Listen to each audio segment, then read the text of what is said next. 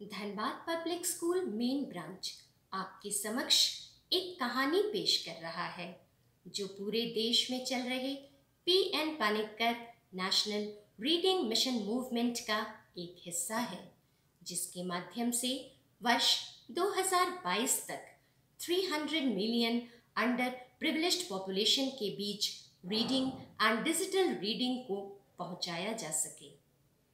एक राजा था, उसकी कोई संतान नहीं थी। धीरे धीरे राजा की उम्र ढलती ही जा रही थी। वह बहुत चिंतित रहने लगा। अंततः उसे एक उपाय सूझा। उसने अपने महल के भीतर एक बहुत बड़ा और नया महल बनवाया और उसके दरवाजे पर गणित का एक सूत्र लिखवा दिया। फिर पूरे राज्य में ढिंढोरा पिटवा दिया कि जो व्यक्ति इस गणित के फॉर्मूले को हल करेगा वही इस नए महल का स्वामी और मेरे राज्य का उत्तराधिकारी बनेगा। बस फिर क्या था, पूरे राज्य से बड़े बड़े विद्वान और गणितज्ञ आने लगे, किंतु कोई भी उस गणित के फॉर्मूले को हल नहीं कर पा रहा था। धीरे धीरे लोगों का आना कम हो गया। राजा फिर चिंतित रहने लगा। उसने यही ढिंढोरा आसपास के राज्यों में भी पिटवा दिया कि जो भी इस गणित के फॉर्मूले को हल करेगा वही मेरे राज्य का उत्तराधिकारी बनेगा।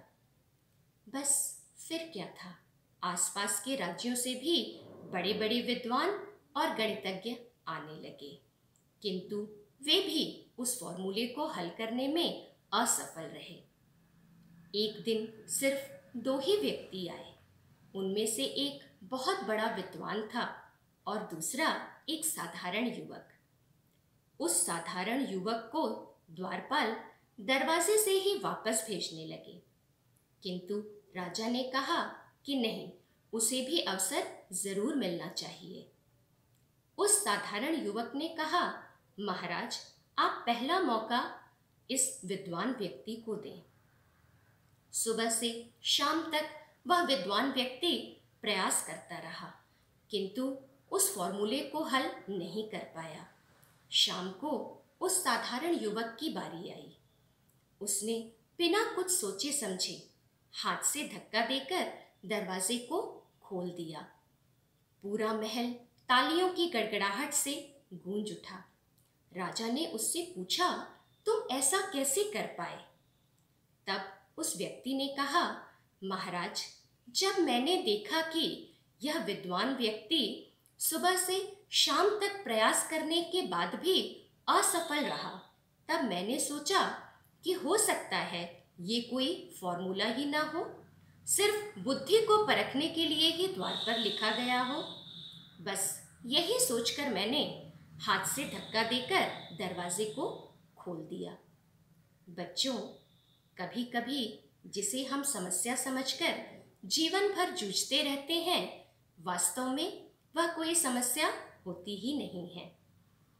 हम आपसे अपील करते हैं कि आप भी एक कहानी पढ़ें, उसे रिकॉर्ड करें तथा अपने 10 रिलेटिव्स और फ्रेंड्स को भेजें और उनसे भी एक कहानी रिकॉर्ड कर अगले 10 व्यक्तियों तक भेजने की अपील करें।